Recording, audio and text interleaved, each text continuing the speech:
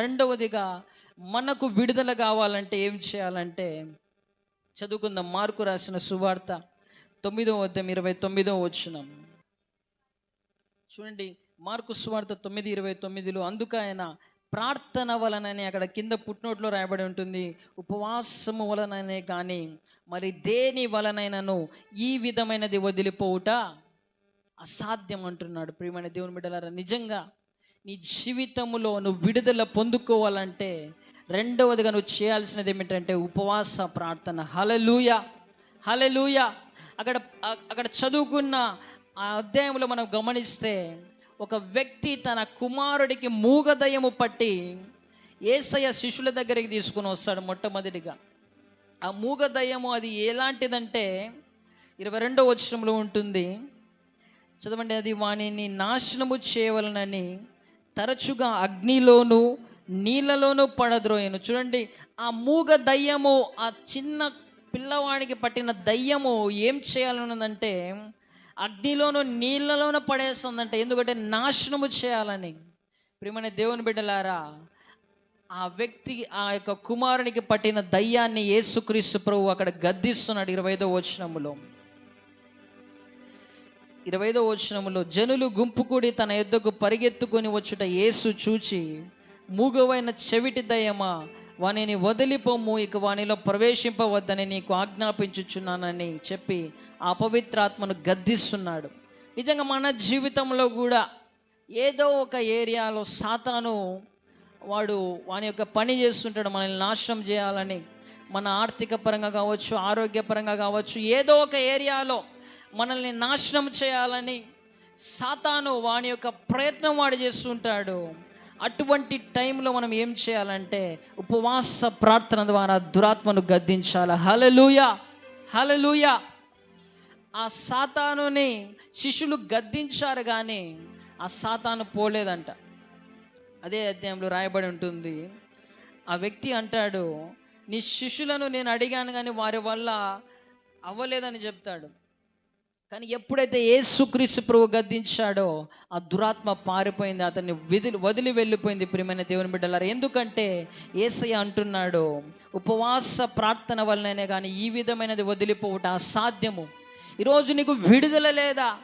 ఈరోజు నీ జీవితంలో ఏ విషయంలో నువ్వు వెనకబడిపోతున్నావో, ఏ విషయంలో బంధించబడి ఉన్నావేమో, ఇదిగో ఉపవాస ప్రార్థన ప్రకటించుకొని నీ కుటుంబంలో పనిచేస్తున్న దురాత్మని గద్దించు, దేవుడు నీకు విడుదలనిస్తాడు. హల్లెలూయా, హల్లెలూయా. ప్రార్థన, ఉపవాస ప్రార్థన చేయడం ద్వారా ఏమవుతుందంటే ఆత్మ బలము మనకు పెరుగుతుంది. హల్లెలూయా.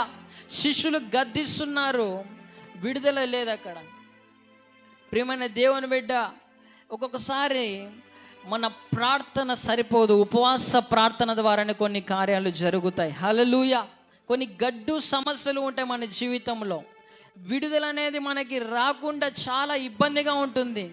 అటువంటి సమస్యలను మనం జయించాలంటే మనం ఉపవాస ప్రార్థన చేయాలి. నువ్వు ఎప్పుడైతే ఉపవాస ప్రార్థన చేస్తావో అధికారాన్ని దేవుడు నీకు ఇస్తాడు. హల్లెలూయా, హల్లెలూయా. క్రీస్తులో నాకు ఒక అధికారం అన్నదనే ఆ యొక్క భావన నీకు వచ్చేస్తుంది. ఎప్పుడైతే నువ్వు ఉపవాస ప్రార్థన చేస్తావో నీ సమస్యలతో నువ్వు పోరాడడం ప్రారంభిస్తావు. ఎప్పుడైతే నువ్వు ఉపవాస ప్రార్థన చేస్తావో నీ సమస్యలను చూసి అంతవరకు భయపడిన నీవు ఇక భయపడవు, నీలో ఎక్కడ లేని ధైర్యం వచ్చేస్తుంది. హల్లెలూయా. గట్టిగా చెప్దాం, హల్లెలూయా, హల్లెలూయా.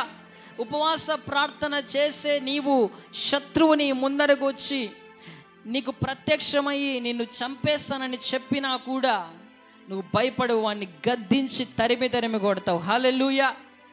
మామూలు విశ్వాసులకి ఉపవాస ప్రార్థన చేసే విశ్వాసులకు ఉన్న తేడా ఏమిటంటే ఉపవాస ప్రార్థన చేసే వాళ్ళు అధికారముతో ఉంటారు. హల్లెలూయా, హల్లెలూయా.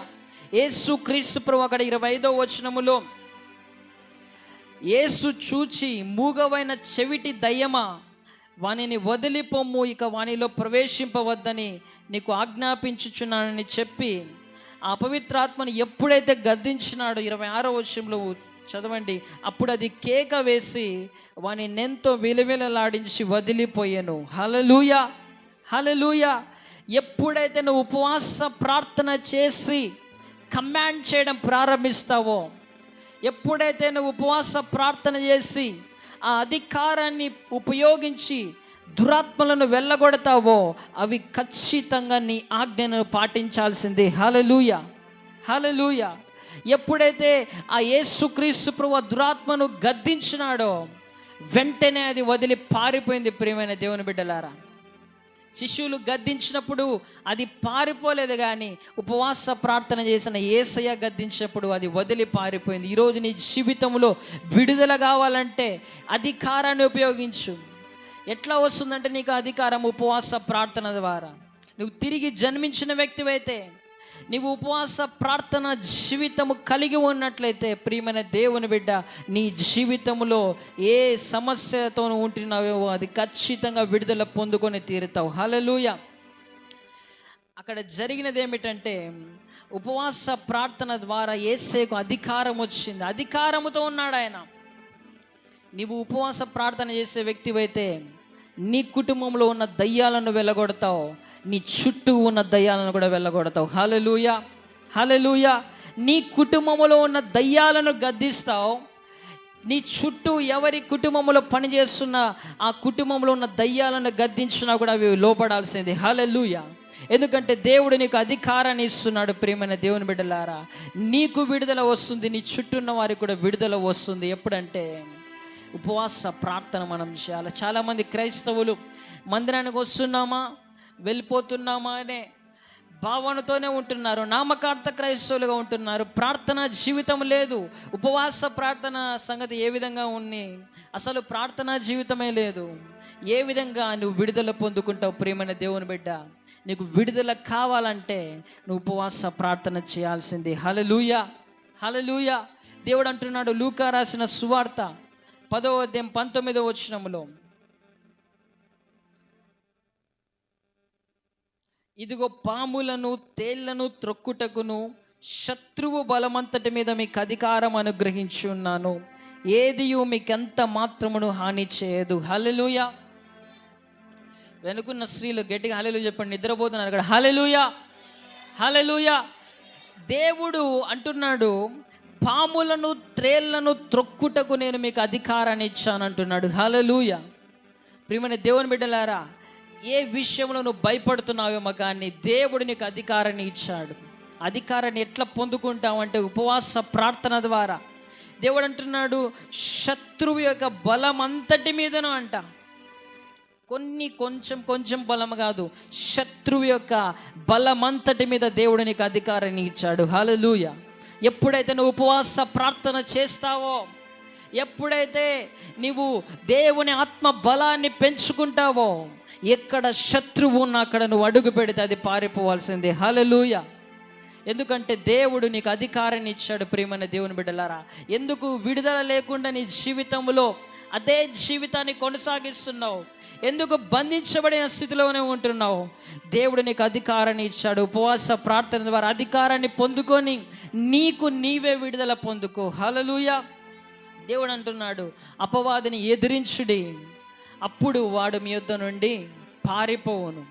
అపవాదిని ఎదిరించాలంటే ఉపవాస ప్రార్థన ద్వారా శక్తి మనం పొందుకోవాలి.